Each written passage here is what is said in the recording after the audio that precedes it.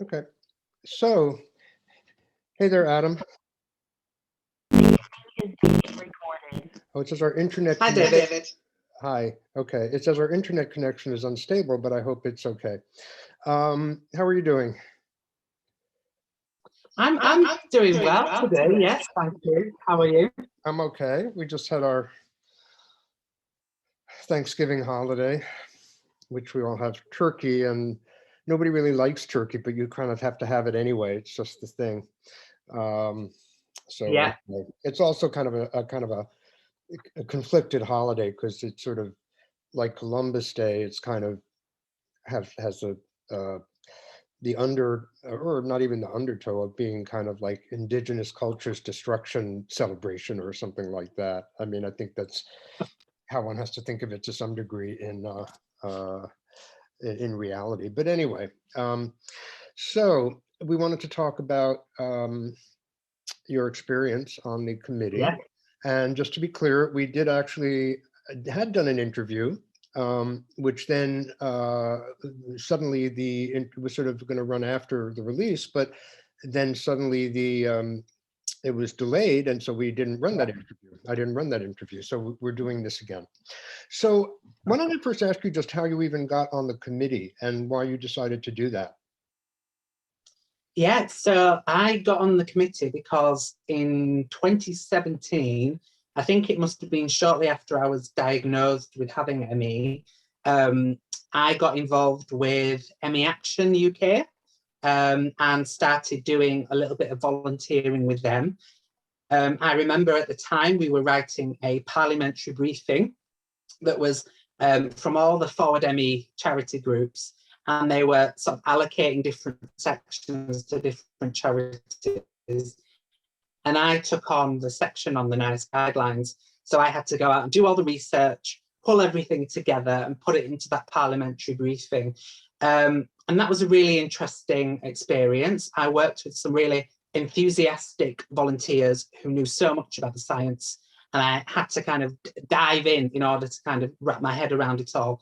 To be clear, you were looking at the 2007 NICE guidelines for quote CFS/ME that recommended graded exercise therapy and cognitive behavior therapy.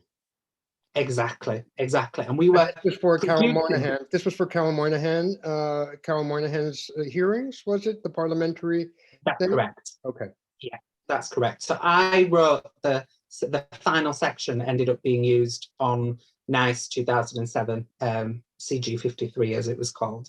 So I guess that was sort of my introduction to all of the controversy and all of the arguments behind it. But I've always been someone who is quite interested in learning. So I kind of went off and did even more research afterwards and joined lots of groups. I think people on Twitter invited me to ME, which has been a really useful repository of knowledge. It's been really great to kind of tap into that. And so when you broke up there for a second, and I think we're having a little delay in the sound. So you broke up there for a second. What was the group?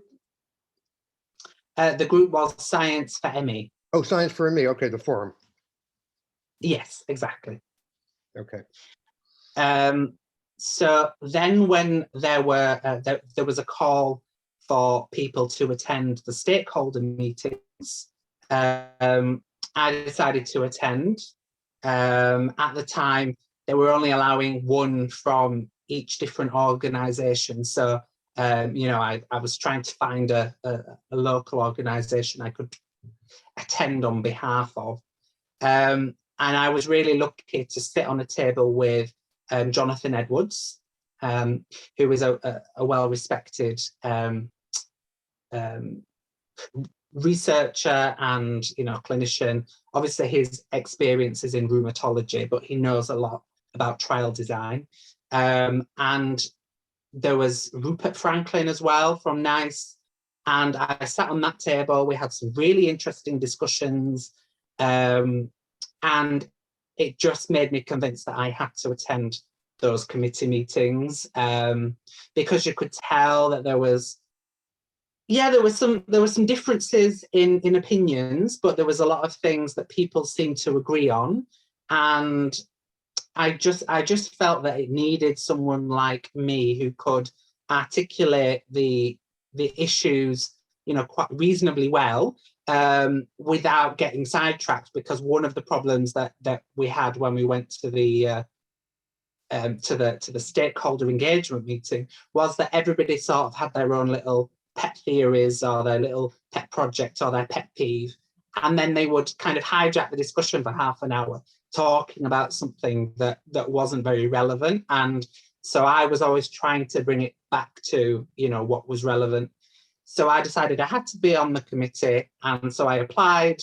And yeah, it was a Friday actually. What had happened was they had lost my application, so I wasn't in the running at all. I contacted them. They said that they'd made their decision. I contacted them and said, well, you've not replied to me, what's happened? And then they said, oh, sorry, we've lost it. So I did that typical thing of, well, let me speak to your manager. I'm going to complain.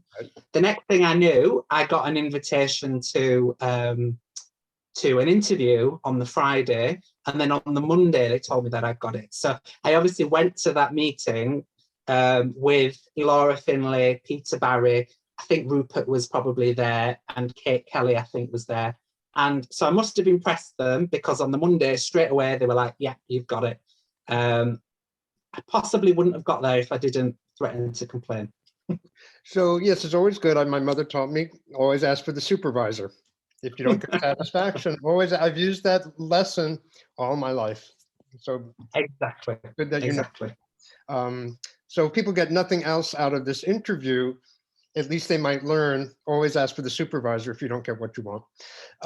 Okay, so you started going to the meetings then, and what was your impression? Did you have a positive feeling about the meetings, or was it, contentious, or how did you starting off, how did it seem?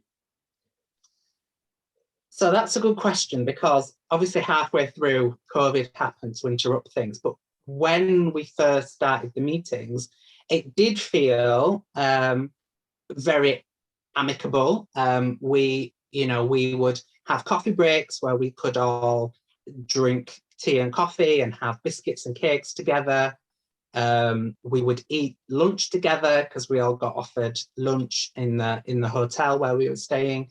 Some of us also met up in the evenings for dinner. So it was a nice atmosphere, and we were aware that people had different views. We were aware that people were coming at this sometimes with quite polarized views as to the etiology or pathology of the illness. But that almost didn't matter, because everybody seemed to want to get the best for the patients. And what we quite quickly learned was that the best thing to do was not to get bogged down in, well, ME is a metabolic disorder. No, it's a neurological condition. No, it's this. The best thing to do was just to talk about the evidence at hand and the best treatment, regardless of what, pathology or etiology was involved. And everybody seemed to get on quite well. That there was a bit of intrepidation, I will say, and that's possibly an understatement. When I first went in, I was very concerned that, it would be not very amicable, that it would be difficult to reach a consensus if people had such polarized views. But to their credit, NICE and the National Guideline Centre were really, really good at making us feel that we were welcome, that we would have an equal say, because we were worried that we would be sort of second tier committee members. We being the patient representatives? Exactly, the lay members, yes. So we felt that we were worried that, we would get drowned out by the professional voice, but that wasn't the case. They were very, very careful. Were you worried that you were sort of token representatives just for appearance sake? No, we absolutely weren't. They listened to us. Was that the concern? That was the concern, I think. I think the concern was that maybe, well, I mean, I generally, saw NICE as a bureaucracy rather than some malicious entity. So the problem wasn't NICE. The problem was, I thought, how can you negotiate that balance between such polar opposite viewpoints. And, you know, it might be very easy for clinicians in the room who are healthy and not ill themselves to kind of dominate that conversation if we as the kind of the lay members feel that we can't keep up, or if we're ill or anything like that. And we were worried that we might be on the back foot going into those meetings. But NICE and the NGC, that's the National Guideline Centre at the Royal College of Physicians, they worked really, really hard to make us feel included and supported. Okay, and what was the role of the National Guideline Center then exactly, along with NICE? So the way that NICE works is they get commissioned by the government to produce the guidelines, and then they effectively subcontract that to the National Guideline Centre, or I think there's a couple of other groups who will then develop the guideline on behalf of NICE.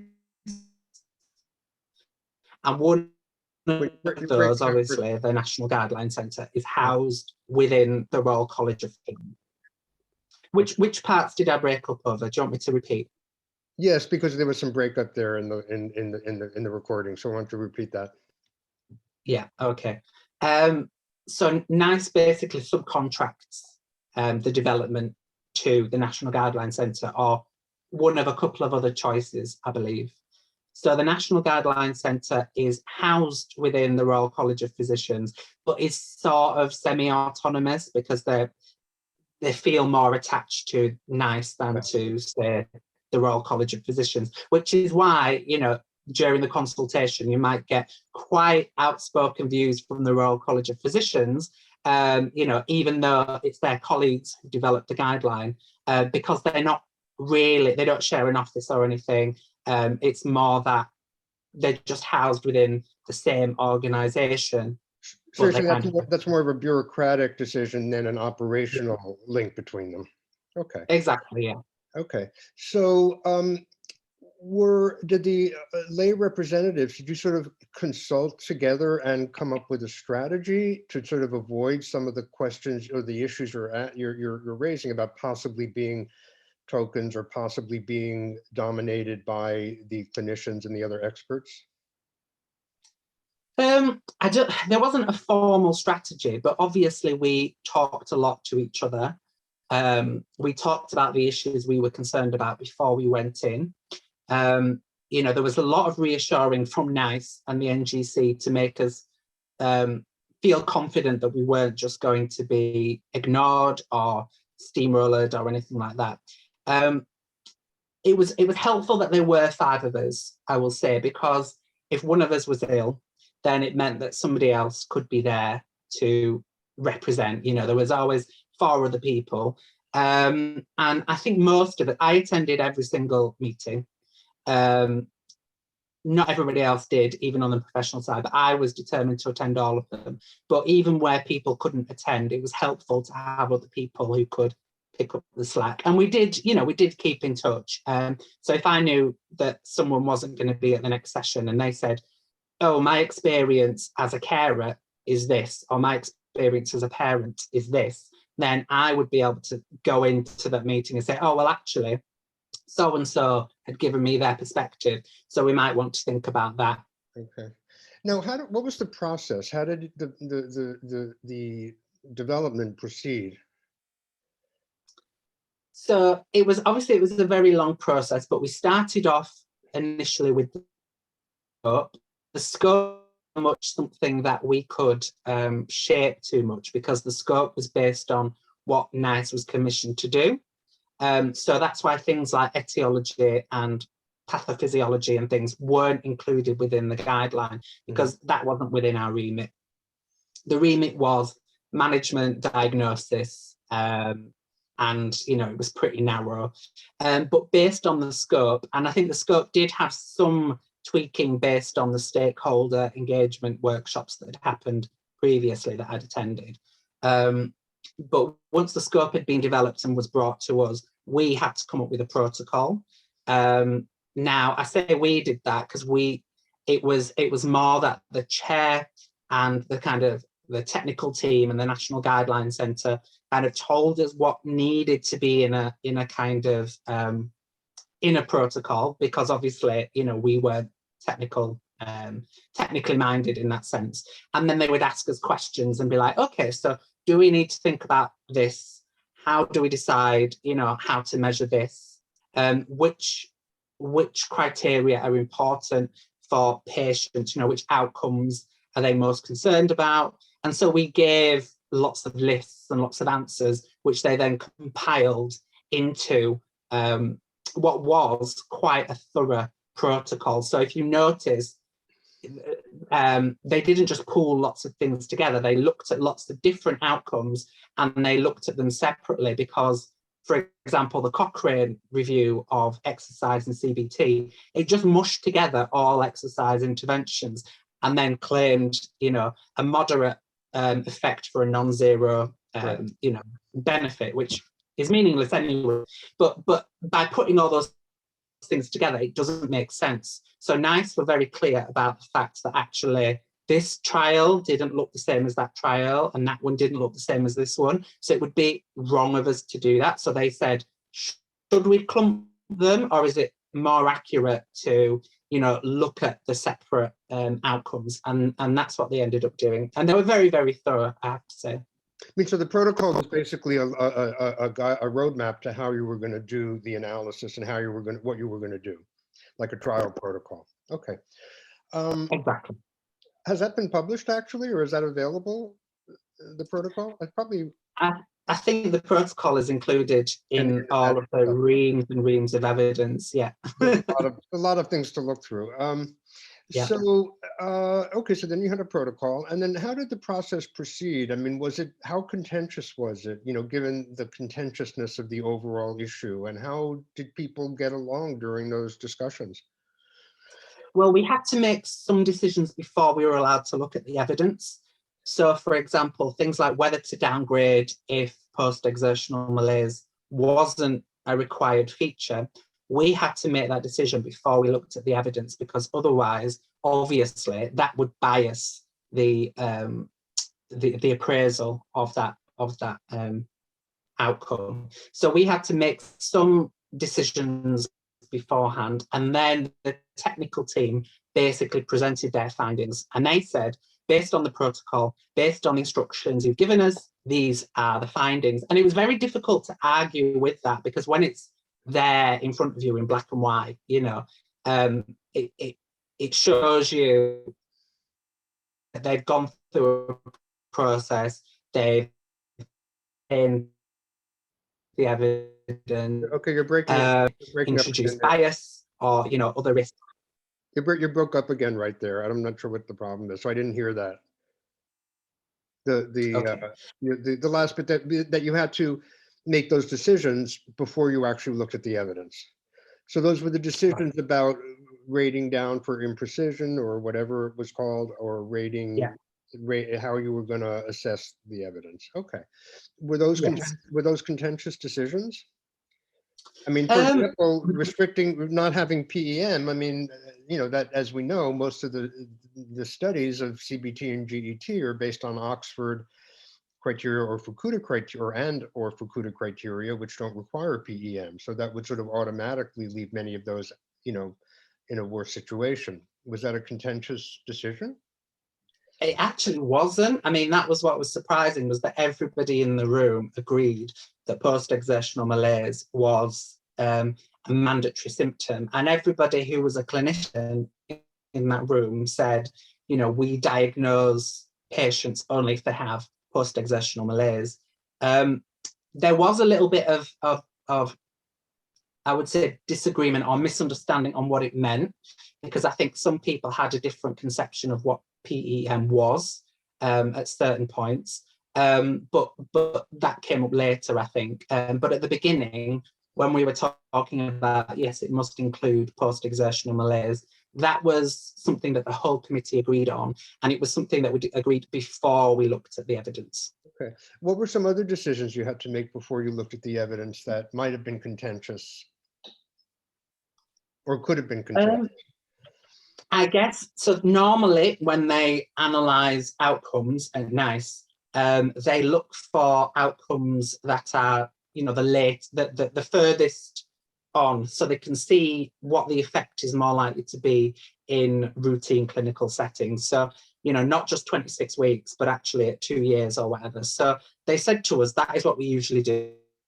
Is that okay? We all said yes. Everybody on the committee said yes. There was no contention there, but obviously that did prove to be quite contentious with some of the stakeholders who felt that what we should do was only include the endpoints that each trial had concluded on. But that would have been quite difficult, because then you would have ended up with even more outcomes with different times on and everything, and it makes it very difficult to compare everything, I think.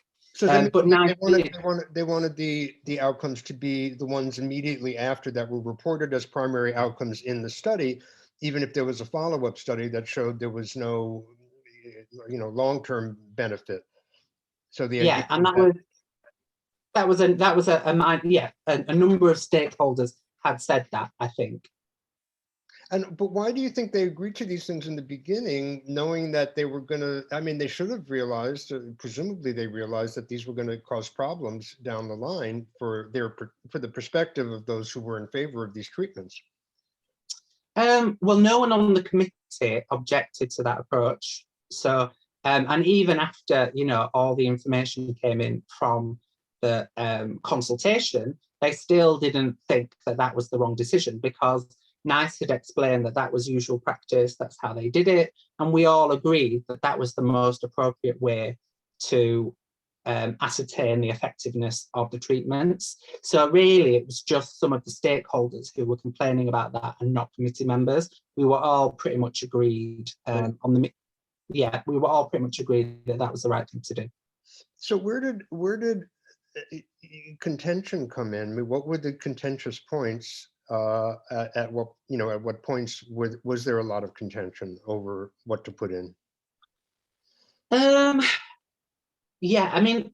thing is, most of the process went surprisingly well, and I would say that there were very few difficult conversations. Some conversations were a bit more difficult than others, but there weren't major falling outs. No one fell out, and the people who left the guideline committee did so after everything had been signed off. So I think that their reasons were separate, to what had gone on in the meetings. Let's just clarify that so people who are listening might not know that after that 3 people resigned after the guideline was already kind of set, and then they resigned from the committee, and they didn't say anything publicly, as far as I remember, but the public commentary around it was that they hate the guideline, or that they dislike the guideline, and that they're resigning shows, this was reported, that the guide shows that the committee is way off, and so on and so forth.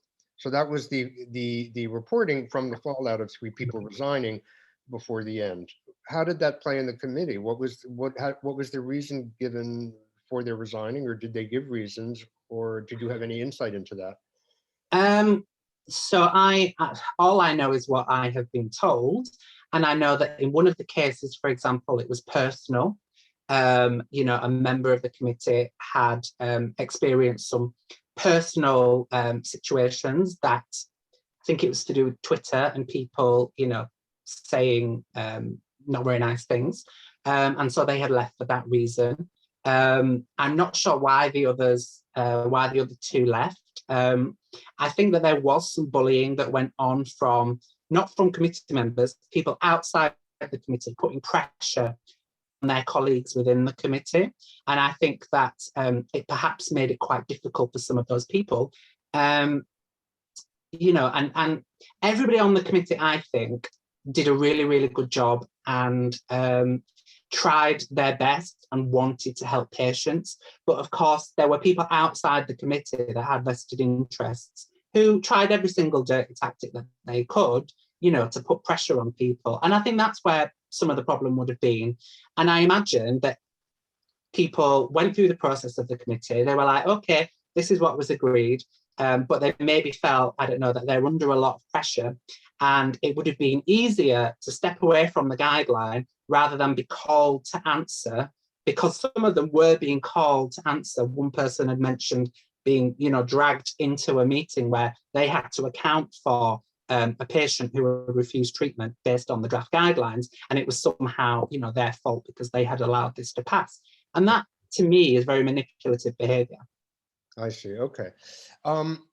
So how did you get around the issues of, graded exercise, dealing with graded exercise therapy and CBT, which were the things that people really were looking at in terms of, I think, the guideline and seeing how those would come out? I mean, it was really quite simple in the end, because when we looked at it, it wasn't cost effective. So there were two thresholds for cost effectiveness. Ideally, it should be under £20,000 a year per quality adjusted life year, or QALY as they call it. So assuming goodwill, assuming that the trial that you've got is actually accurate and isn't biased and doesn't have loads of flaws, if you assume all the goodwill in the world, based on that effect, how much does it cost for a patient to get, one life of higher quality out of that treatment? And it came in at 23,000, which was over the threshold. So there is leeway if something is under 30,000 and it is a very rare treatment, or it is a very unique treatment and it's a very promising or powerful treatment, then you have the argument, okay, well, it's not quite cost effective on that measure, but we're going to allow it in because it's one of a kind. And we did have that discussion about, is GET one of a kind? Is it something that, patients have to have? We were thinking about things like certain MS treatments, for example, that might be very expensive.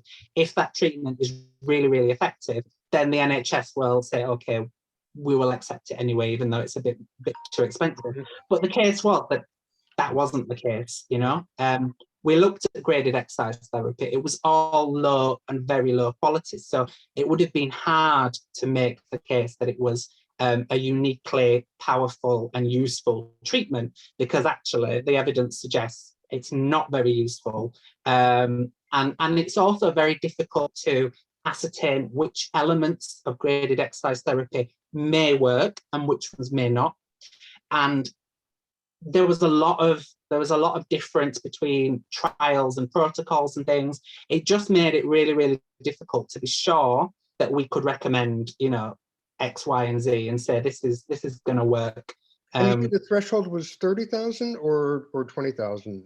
So the initial threshold was 20,000, but you can make a case if it's over that, but under 30,000, and it's a really good treatment. But obviously it wasn't. It was low quality and very low quality, and there were all these risks of harm.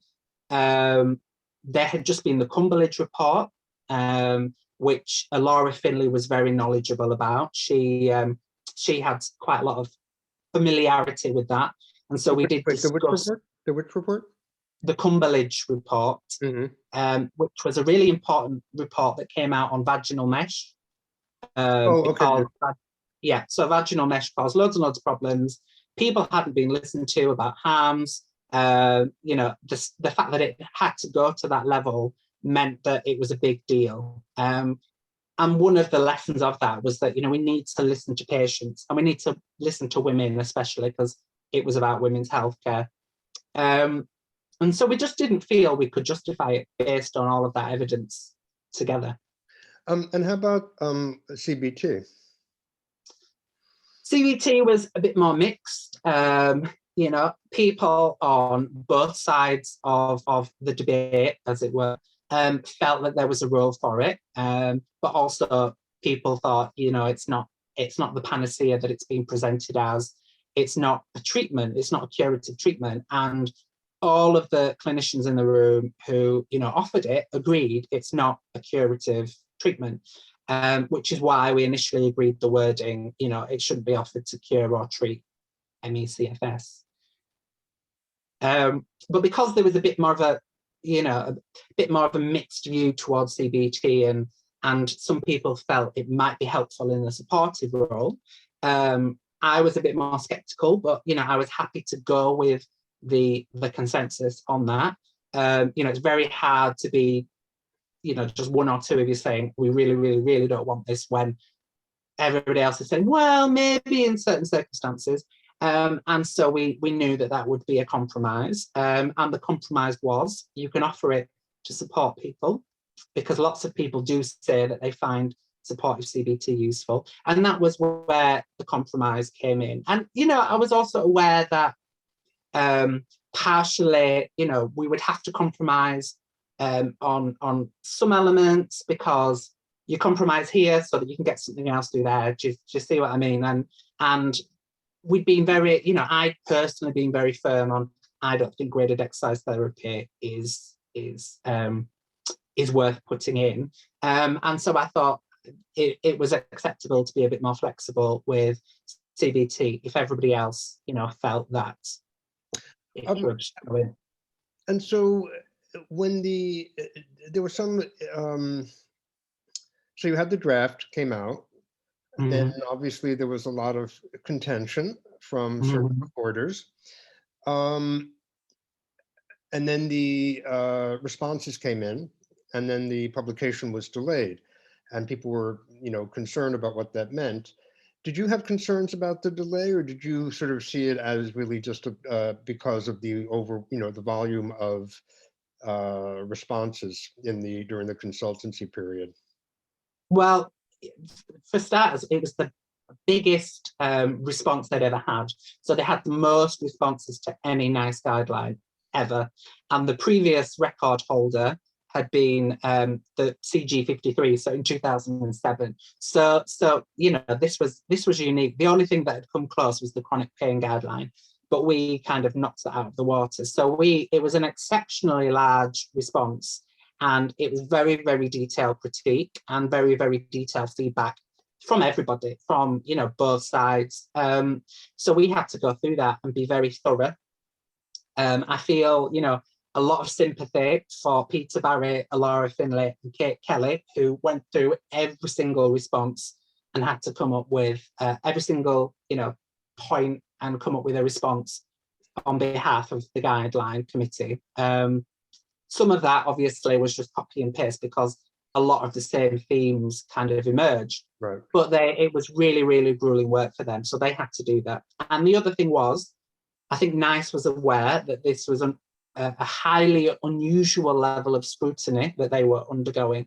So they wanted to be doubly certain that they could show that they had done everything in their power to make sure that this guideline was legit. And that's why they did the reanalysis that looked at proportions of patients who had post-exertional malaise in different trials to see if that changed the grading, and it didn't. In some cases, I think a couple of things were actually further downgraded. So this was a reanalysis after the consultancy period? Exactly, yeah. Okay. And that didn't end up changing the overall? No. I think what happened was some of the qualitative data also was further downgraded. But it meant that we really got to, you know, discuss things like, well, what exactly do we mean by post-exertional malaise? You know, how is it described in trials? And what we often realized was a lot of the trials didn't talk about post-exertional malaise. They talked about post-exertional fatigue, or, you know, some other symptom that maybe was post-exertional malaise, but it's hard to prove that without any rigorous kind of data to back up how they've actually identified this symptom. And that did seem to be an area where some researchers didn't seem to understand what it was that they were looking at. Didn't understand what? What it was that they were looking at in terms of a clinical picture. So, for example, you know, the PACE trialists really strongly believed that they did look at post-exertional malaise, and they gave an example of why they thought that. But when you look at the wording of what they're actually looking for in patients, it was all about fatigue. It was all about post-exertional fatigue. And actually, that undermines the idea that they think they're talking about the same thing as, you know, everybody else. And it was interesting that their descriptions of post-exertional malaise were really sort of poor or weak or non-existent. They wouldn't explain how they'd measured it or what they'd done. It was usually that they would, you know, diagnose people with fatigue, and if the fatigue got a bit worse when you did stuff, that was it. And that didn't really feel the same as post-exertional malaise, you know, as it's been described in the scientific literature. And there's a lot of literature out there that does talk about post-exertional malaise, and it didn't really fit with that, nor with the experience of the committee. How did you assess, then there's been some contention around how you assessed the patient surveys of harm and how you assess the risk of harm from GET, because the studies themselves that are, as you know, you pointed out, are not very well done, claim to show that there was no harm from GET. From my own people talking to people in the PACE trial, it was clear that some people did more walking, but then they didn't do their laundry, or they had compensatory reductions in other activities. So in the end, because as we know in PACE, they dropped the actometer readings, we have no idea if people actually did any more or not, or if they just compensated some exercise or walking for other things they were doing. So in other words, the claim that there's no harm is really without any foundation, because they didn't measure how much people were doing. So how did you balance the fact that there were these surveys that, you know, they're non-representative, as we all acknowledge? A survey, you know, is going to have a bias in who responds. So how did you balance that really anecdotal, you know, in some ways they're anecdotal. So how did you balance that with the claims that studies showed no report of harms? Well, I think the really important thing was when the technical team were looking at this data and they were trying to extract the reportings of harms, they basically said, there's nothing here. Like, they've not given us any detail about, you know, what is or isn't a harm. There were a lot of dropouts, which, you know, is quite often suspicious. But they were like, but they haven't really given us any information about what is or isn't a harm. So the technical team themselves said that they didn't trust that evidence about, you know, it was safe, because they didn't feel that that was evidence. But I think more generally, as a principle, I think you have to treat evidence of harms as more important than, you know, a lack of evidence of harms, if that makes sense. I think when it comes to measuring the evidence against each other, the evidence for a treatment working should be quite high. You know, we should be convinced that there is an actual benefit, that it's cost effective, and that it doesn't impact people. But the evidence threshold for harm, I think, can reasonably be much lower, because actually it's not appropriate to diagnose, you know, to prescribe things that potentially can be injurious. And one of the first principles of, you know, medicine is first do no harm. So if you're left with, okay, well, maybe 80% of the people who filled in this survey of 2,000 people, so maybe that's, you know, 1,600 people, maybe that's all the people in the world who've been harmed, but it becomes really difficult to know. And if we can't identify who's going to be harmed and who's not going to be harmed, how can we ever give people informed consent about the treatment that they're going to have? How do they know that they're not going to fall into the 1,600 that do worsen, or whether they're going to be part of another group? And we don't know how big the other group is either. You know, that bears in mind. We don't know whether there's 1,600 people that benefit, or whether it's 0 people that benefit, because the quality of the evidence was so poor. So you're just left with all these unknowns, and ultimately you cannot give informed consent if there's no information. Right. Okay. Right. Because basically some of the criticisms from the side that supports the treatment was that, well, we know they sort of acknowledge, okay, some patients can be harmed, although they say that's only if it's done, you know, in an by untrained people. I'm not sure how they intend to sort of roll out. I mean, they've been rolling this out for however many years. Why are there still so many untrained people presumably doing it to give people harm? That's one question. The other question is that they seem to say, well, now they seem to acknowledge that, okay, there can be harms, but people can be helped, so we still have to offer it. As if you can, like you said, just offer it, not knowing who might be harmed, and like that's okay.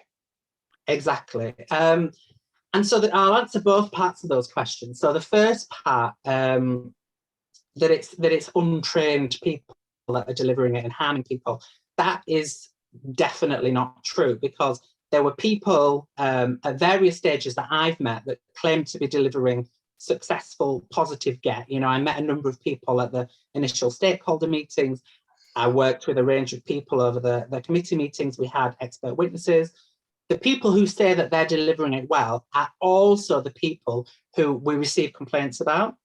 And so before I even, started the committee meetings, there were loads of local groups that sent me surveys of their own members.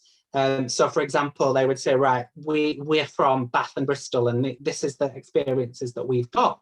And it was the same names cropping up. Sometimes people would say we had a positive experience with X, but the same person would be identified as causing harm to other people. So what that implies to me is that actually it's not people doing it wrong. They've known how to do it for over 20 years now. They've been delivering it in the same style, training each other. They've learned it through BackMe and its affiliates, because they kind of corner the market. But there is a huge variability in the outcomes that those patients have. So the problem isn't in the delivery, the problem is the treatment itself, because if a good therapist can still harm people or can be considered a bad therapist by someone else, it's not that they were poorly trained. So that was Go ahead. David. No, you go. So that was the first issue, I think. And the second, that, it's safe for most people, so we should do it anyway. It's kind of a very cavalier statement. And my point, and I raised this in committee meetings, and I can talk about what I said. I'm not supposed to identify other people by their comments, but my own is perfectly fine. I said clinics have had over 20 years of patients saying that there are harms. Why have they not put in place a single framework to capture those harms, figure out what's causing them and how to prevent them? In 20 years, they've not done that. So why would anyone logically give the clinics another 20 years of free rein, expecting them to manage themselves and to put those safeguards in place when they haven't already? So there was no chance that they were going to do it. On the plus side, now that we've said graded exercise therapy is out, they may very well be forced, if they want to, go and research those treatments again, they may now very well be forced to put in place those measures which they've denied patients for so long. And there was a really good freedom of information request that was done a few years ago, where people actually wrote to the clinics and said, what information on harms do you give? How do you report harms? How do you record harms? And the information was zilch. Basically, they didn't acknowledge that harms could exist. They didn't acknowledge to the patients that there was a risk in any of these treatments, and there was no way for you to formally report or record those harms. So you were living in a wild, wild west where they could do whatever they wanted. Nobody knew if it went wrong, and we just had to trust that the clinics would somehow, not continue to do the same thing if they were allowed to continue offering graded exercise therapy. Well, and also they've claimed that the clinic data shows, not just the studies, but the clinic data that they have proves that these things work. But I mean, there was the paper, you mentioned the paper that some of the patients wrote, largely based on that was a really good paper that they wrote based on the hospital, the service data that they got, maybe 2 years ago, I guess. And then Brian Hughes and I wrote a paper basically because Trudy Chalder and Simon Wesley and others posted a paper in the Journal of the Royal Society of Medicine about how great CBT was from their clinic data. But if you look at the data, it's just all manipulated, and they leave out a lot of stuff, and they don't tell you how many, the percentages that drop out are sort of buried further in the paper, and it's all a big mess. And so even their clinic data that they claim shows these benefits, they just manipulate it completely to show what they want to show. That was our take. Exactly. And when you looked at, even the paper by Esther Crawley that looked at outcomes from clinics, they were really poor anyway. Like even their own papers that claim to show benefits of the clinic don't really show the benefits that they claim are there. but also, you know, there's a lot of experience that people have of not being listened to when they go to clinics and report harm.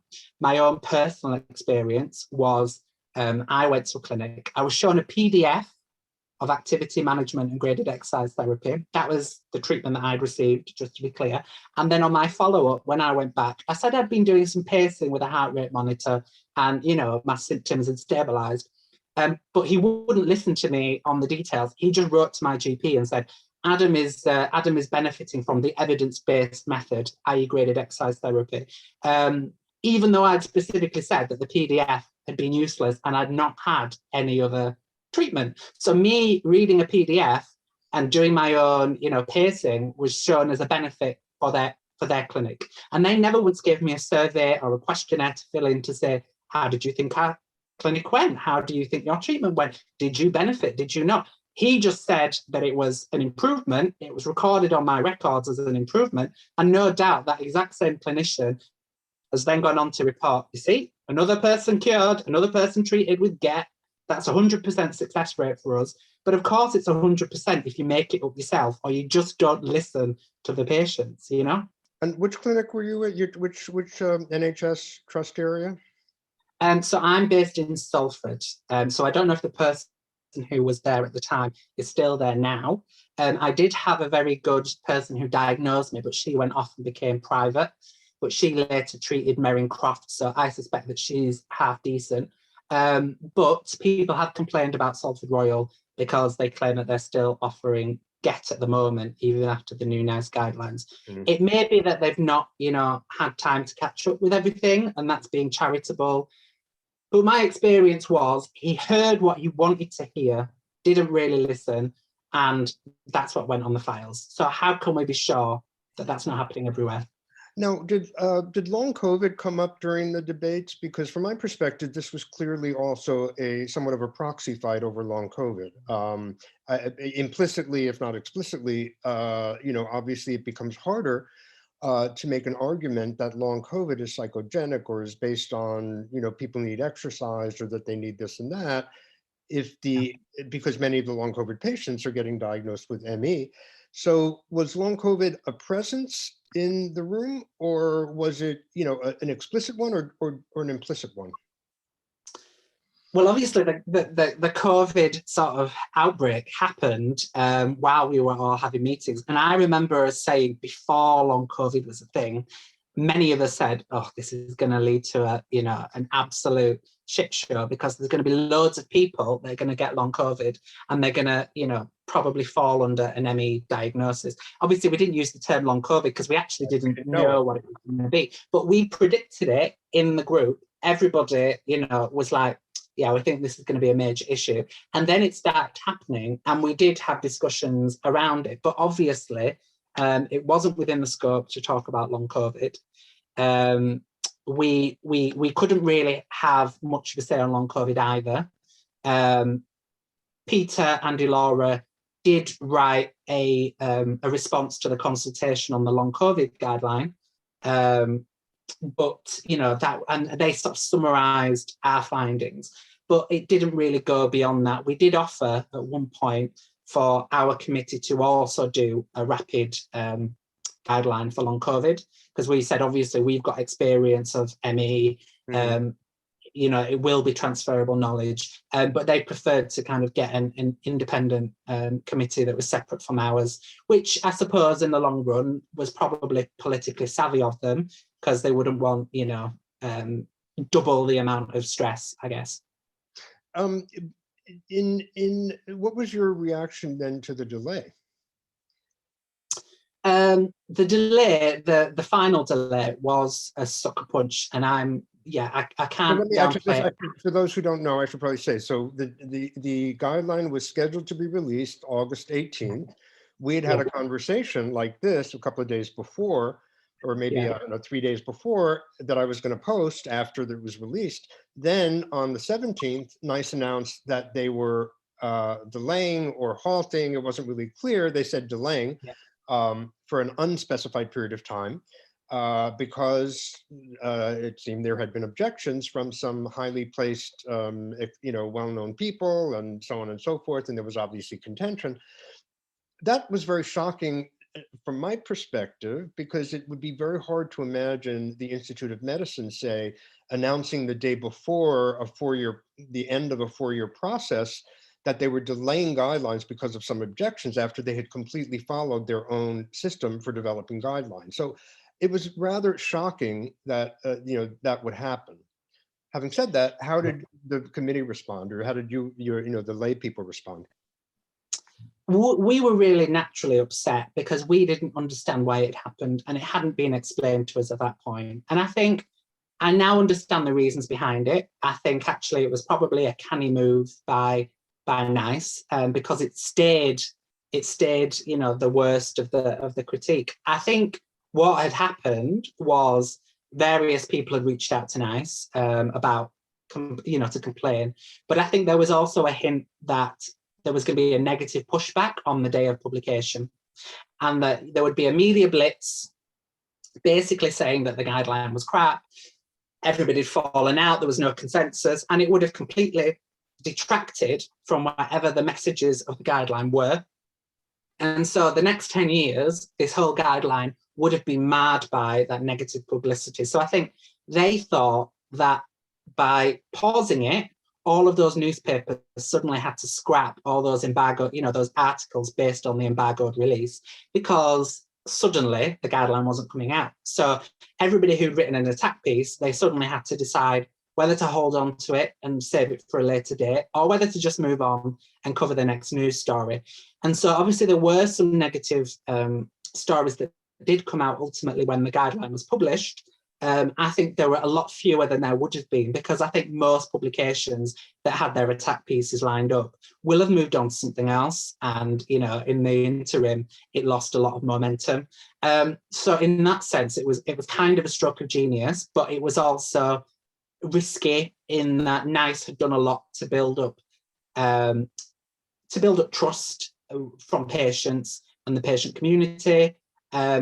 We felt that we'd done a lot to allay fears in the patient community. Like, people would say things like, oh, I'm really, really worried about the guideline because of X. And while I couldn't break confidentiality, I would try to reassure people and be like, oh, well, this is how the process is. So you can rely on the process, and we felt that we'd done a lot to kind of help people trust in NICE. And then this had happened out of the blue, and we didn't know why it happened. And it just felt really upsetting. But in the long run, we got there. The guideline came out. We added some little clarifying text boxes. That's pretty much the only change that kind of went in. I'm sorry, say that again. Say that again. Some highlighted boxes. Yeah, there were some text boxes that added additional information, which was Peter Barry's idea. The man is a genius. I will give him that. To allay some of the concerns that had been raised by people, and was some of the text that was further explained in the rationale section of the guideline, because some people had come, they'd obviously not read the guideline, and they'd said, I don't understand why you've done this, and I don't understand what you mean by this. And he said, oh, well, it's all in the guideline in this section. But what he did to allay those fears was that he just said, well, what I'll do is I'll take the text from that bit of the guideline, stick it in a box right next to the other bit, and then that should stop people getting the wrong end of the stick. So that's what we ended up doing to kind of get the guideline across the finish line.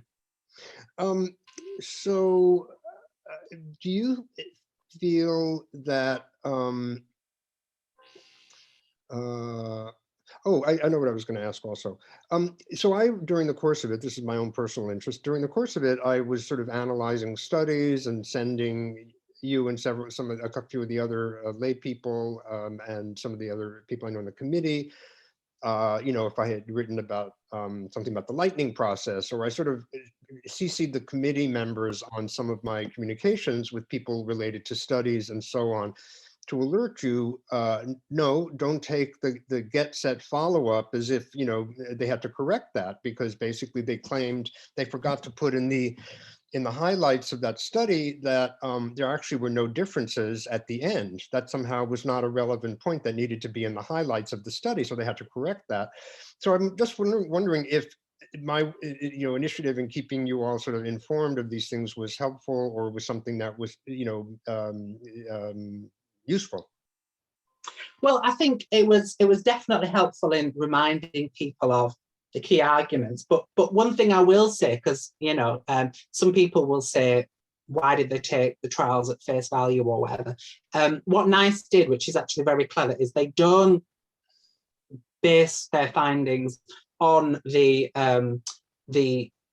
conclusion of the paper. They don't go for the narrative text that's in there. They take all the data that they can extract out of the paper, all of the data that's publicly available, and they analyze that instead. And they don't use the measures that the trialists say. So if the trialists say, oh, well, you've got to enter the trial with a rating of 65 or below, but recovery is 60 or above, none of that matters, because NICE will take out that data. We've said what was important was a change of, 20% or whatever. So if it met that threshold, that's what they would score it on. Okay. So that was really, really useful, because it meant that they were above reproach in that sense. They couldn't be said to just be using whatever loosey-goosey criteria the researchers had used. They were using the criteria that was set up in that initial protocol, and then they were applying it to all of the data that they could extract. And where things weren't publicly in the initial protocol from the NICE protocol, not a protocol of a trial, but in the NICE protocol. So basically what you're saying is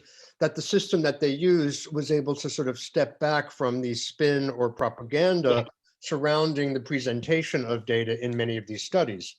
Exactly. And so that was a real strength of the process that was used. It did take it out of that context of spin. And I think that the technical team, they're aware that people put spin into these things. So I think that was a really useful way to do it. And you can't really argue with that. They might say, well, we decided that showed a clinically meaningful improvement, but NICE can just say, well, it didn't, because we actually use your data. The other benefit that gave us was that some of the stakeholders wrote in and said, well, I've got some private information from an email 13 years ago that no one has seen that proves that GET works. And NICE were like, well, it's not publicly available data. We can't use it. It's not admissible. So if you've got an email saying that you looked at post-exertional malaise, but it's not in the trial and it's not in the data, and there's no way for us to verify that, we can't use it. So they were very good in that sense. So what's your, so one of the concerns, or one of the things that people said, the final version is weakened down, or watered down from the draft version because of a few language changes. What's your response to that?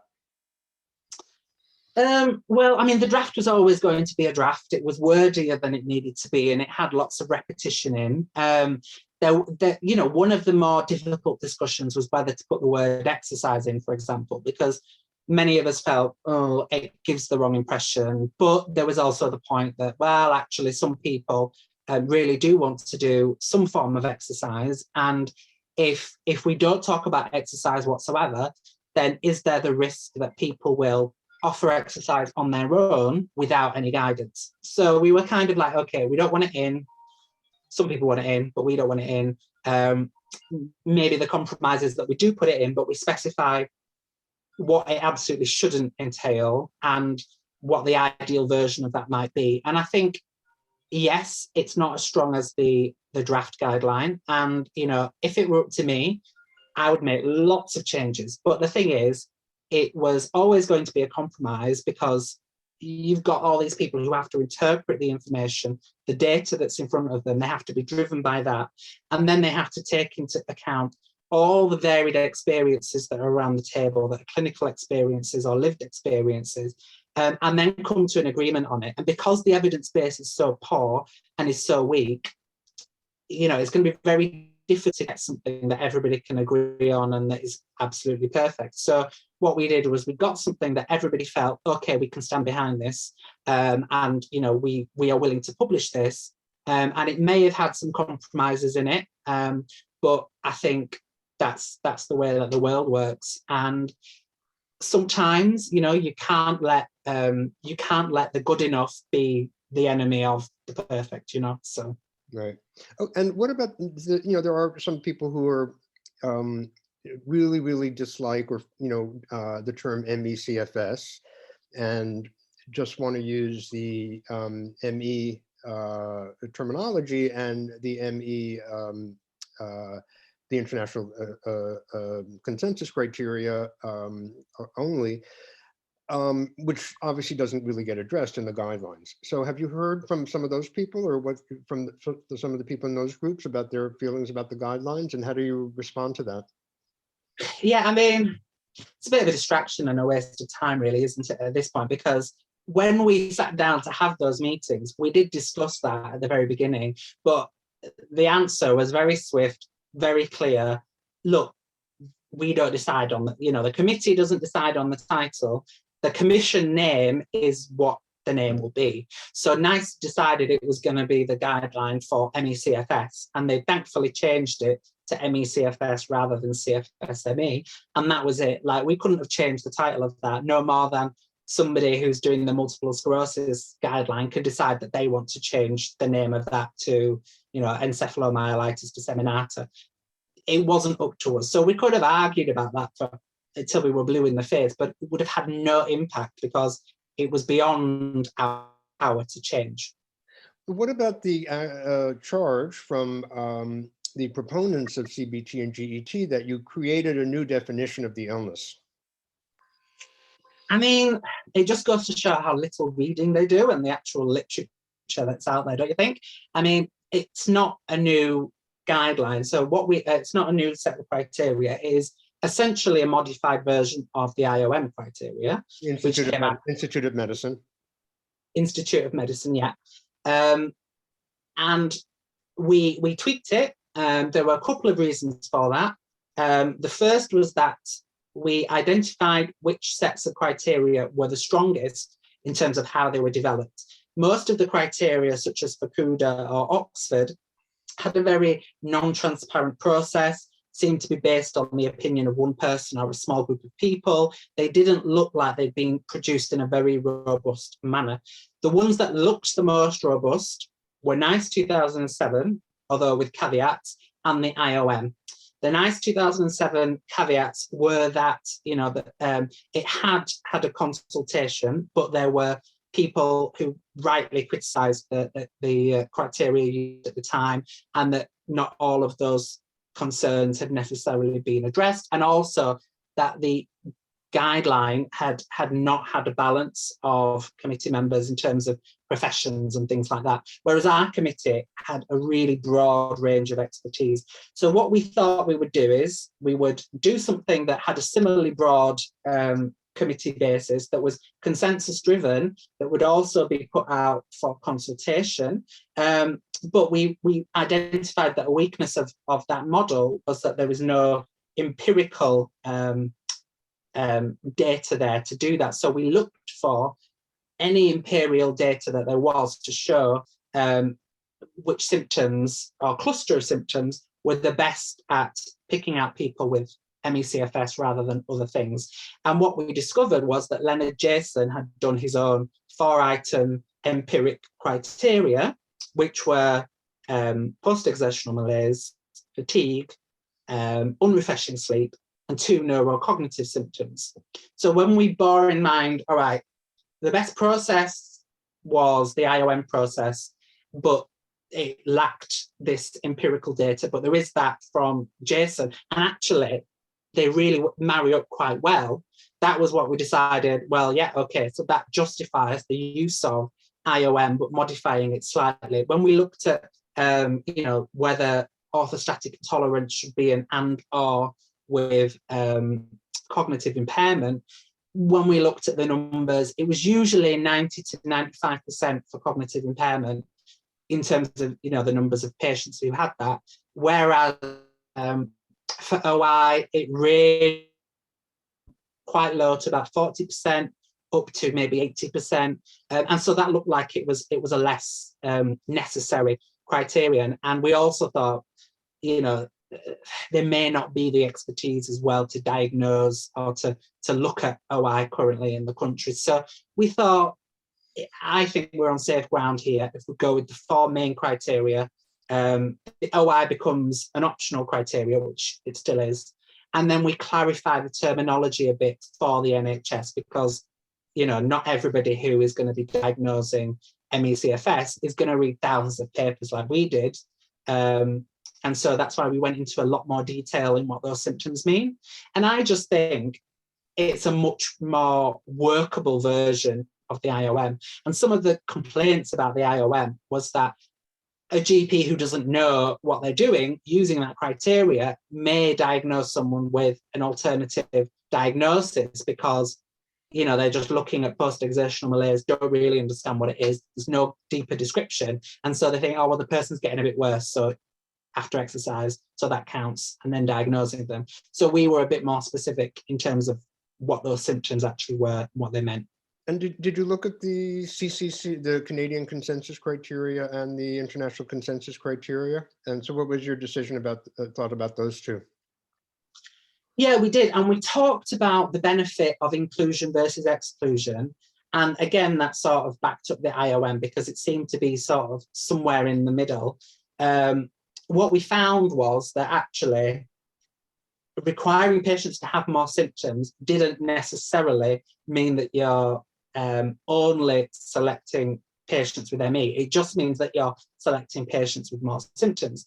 And an important critique, I think, of the CCC and ICC, which they are very good criteria, but because they sort of have a multiple choice aspect, it becomes a lot easier in some senses to tick the boxes, because if you've got a choice of 5 different things for that category, then the likelihood is that somebody who's got a complex condition that's chronic, they might be able to tick more of those, because it's like, oh, well, I'll pick that minor one and I'll pick that minor one. And actually that way you end up having the diagnosis, even though those might be the less important symptoms that you've ticked in each of those cases. And it would also increase heterogeneity, because you might end up with patients who have 1 or 2 symptoms the same, but the rest are actually quite different. And so we did talk about that and what we wanted to do. And we thought, in terms of balance, the IOM was restrictive in that, it required 4 symptoms, but we also thought those symptoms were quite highly prevalent across all of the criteria and across most of the trials, and that it wouldn't exclude too many people, but it would also improve heterogeneity. And that might make it a bit easier in future for research purposes, and for actually, dealing with misdiagnosis and things in clinics. Well, I assume you'll probably continue to still get arguments about those things. I think the idea, some people are upset with it because it's just, they say it's just a beginning, or it's just really like a low bar, I guess, or, that this isn't going to change things, or those kinds of arguments. How do you feel about that? In general, do you mean? I didn't hear about guidelines. About the guideline, that it's, yes, okay, it's better than the 2007 guideline, but it's really doesn't go very far, and it really doesn't answer all the questions, and sort of all those kinds of concerns. I mean, I'm a pragmatist, and I never believed that this was going to be the second coming of Jesus, and that once NICE 2021 had come out, that the whole world would suddenly change and all the stigma that we experienced would evaporate overnight, and then there would be really great, biomedical research which would find the cure for ME. That was never going to happen. This was always going to be a step change, and it's a really important step change, and it will have a ripple effect. But it was only ever going to be one step on the process. And the other way to look at it is, you don't go from a situation of complete prejudice, misunderstanding, and denial to complete acceptance overnight. There has to be a midway point, or at least several midway points, as you make the progress from one to the other. So, I would like to think that we've nudged the needle in enough of a direction that actually this is going to make a big change. And I think it will. I think already other countries, like Denmark and Norway and things, are starting to debate what it means to have the NICE guidelines and the IOM report. Both say very similar things. The CDC guideline, all these things are now starting to align. The Mayo guidelines, it makes it much more convincing for other countries to follow suit. And it does give us a good stepping stone to be able to argue for better care, better research. And in my view, it stops the most egregious practices, which is the most important thing, you know. For me, I just wanted to stop patients being harmed unavoidably if we could do that, or to limit that as much as I could. And I think that we've done that. So, okay, after the guideline was published, or was it before you got married? Or was it before the publication, but after the roundtable? What was the timing? So I got married on the 3rd of September. So it was after the delay, after the pause had been announced, but before the roundtable. Yeah. So how was that? How's married life? You know what? It was absolutely fantastic. We had a really wonderful day. People are still coming up to me and saying it was the best wedding they'd ever been to. You know, it was, yeah, we had a really wonderful experience, and it was nice not to have to think about nice stuff. You know, I was a little bit miffed beforehand because I thought, oh, great, this might put a dampener on my big day now. But we had such a lovely time with all my family. Everybody come together for the first time, you know, since lockdown. And it just felt like a wonderful treat and a wonderful reward after 3 years of slogging it out doing the NICE guideline. And what's your husband's name? My husband's name is Stefan. Mm-hmm.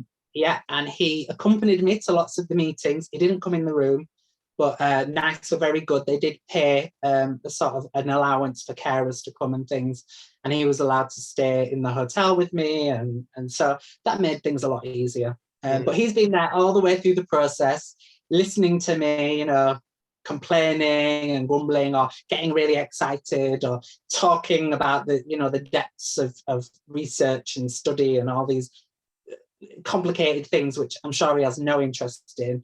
But he was very supportive all the way through.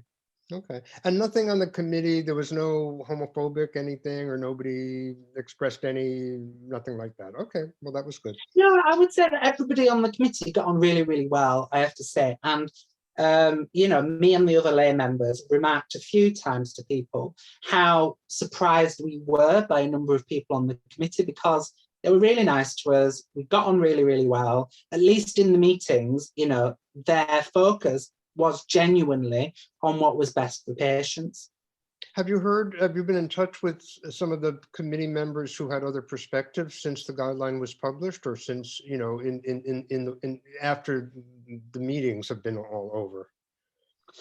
I mean, there was a sort of group email when it had finally come out, because we sort of learned that, oh, it's going to come out tomorrow, sort of thing. And then everybody was in that email, and we all said, oh, you know, let's have a virtual glass of champagne, you know, and that kind of thing.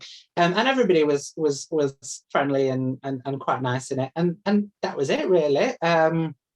Will I run into these people again? Probably, if I end up, you know, doing more volunteering for ME charities, and I think I will, then I will probably run into these people again. And I would like to think that we would have an amicable conversation. And even if we disagreed, you know, we would get along fine. So what happens still to all the centers still, you know, offering GET, or, you know, offering CBT? Do they have to change those, or can they continue to do what they want with that? Or do they, you know, some of them seem to be softening, or they're using just chronic fatigue now, so they're not diagnosed with chronic fatigue syndrome. So presumably if they diagnose people with chronic fatigue, they can still offer GET and CBT, because it's not chronic fatigue syndrome. So how do you see this playing out in the centers?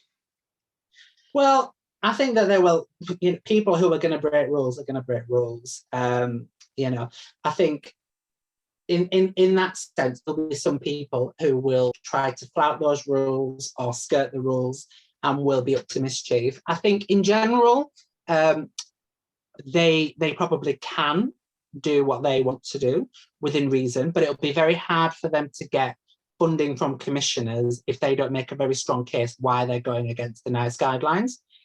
So when things come up for renewal, that may be when they experience the problems. The other thing is now that it specifically says in the guidelines, do not offer graded exercise therapy. If patients are offered graded exercise therapy and they get worse, then there could be legal culpability, because then a court of law would say, well, you knew what the best practice was, you made a conscious decision to defy that best practice, and it led to harm. If, for example, the person had caused harm, but they'd been following best practice, the court would say, all right, you were just doing, as you're expected, as you're instructed, it's not your fault. But if you choose to break those rules, to break the guidance, and then cause harm, that is an issue. So I've just been saying to everyone, if you're harmed, now is the time, to think about legal action or a class action, because now that they no longer have the protection of saying it is the best, the best guidance. But one of the arguments in the committee, or at least from outside the committee, seemed to be, well, we don't do that anymore. We call it GET, but we don't really do GET. It's much more patient oriented and so on. So then the question becomes, why are you citing PACE or any of the other trials where it's described in a certain way? But so they seem to want to have the argument both ways. We want to cite the evidence as it works, but yet we're not doing what the evidence supposedly says we're supposed to be doing. So how did that argument play out? Well, I mean, I think, again, this is one that was really easy to deal with, because, what that argument is saying, in essence, is we don't offer GET, but we want to be allowed to call what we're doing GET, because we know that, that kind of GET is bad. And it doesn't make sense. Like, logically, there is no logic there. Like, why would you want to call something GET if it's not what you offer, and you know that the thing that is called GET is actually problematic? Because they all acknowledge, they're all like, oh yeah, we know that, the fixed increments is a problem, but we don't do that anyway. But we still want to call it that, even though it's not. It's a perverse argument. And the only reason that you would say that is because either you're intending to actually still offer GET as it actually is, or, you want to deceive people somehow about the treatment that they're getting. And again, it falls back to that issue of informed consent. How can a patient have informed consent about the treatment that they are having if what you're calling it is not what it is? And, if I was a GP and I prescribed somebody amitriptyline, but I actually gave them it in a package that said sertraline, and they're taking that drug, that is dangerous. You would not give somebody a treatment that is a different treatment to the one that you're telling them. And also, the argument that, oh, well, we've made up this new version now, let's call it graded activity management or whatever. Where is the evidence that works, and where is the evidence that that's going to be beneficial for anyone, and that it's not also going to cause harm? It's not really an evidence treatment, is it? And so you can't describe it as that, just because you've made it up. Any argument that, oh, it's also, we can't, there was the argument also, we can't measure these complex interventions for these things by clinical trials, and we have to use other forms of evidence and so on and so forth. So at the same time, they want to cite the evidence. Now that the evidence has been rated low, they say, oh, we can't really measure this by, I mean, when PACE came out, nobody said, we can't measure these complex interventions with clinical trials. They said, what a fantastic trial. Exactly. Now that PACE has been shown to be a complete piece of crap, they say, oh, well, we can't measure these interventions in this way.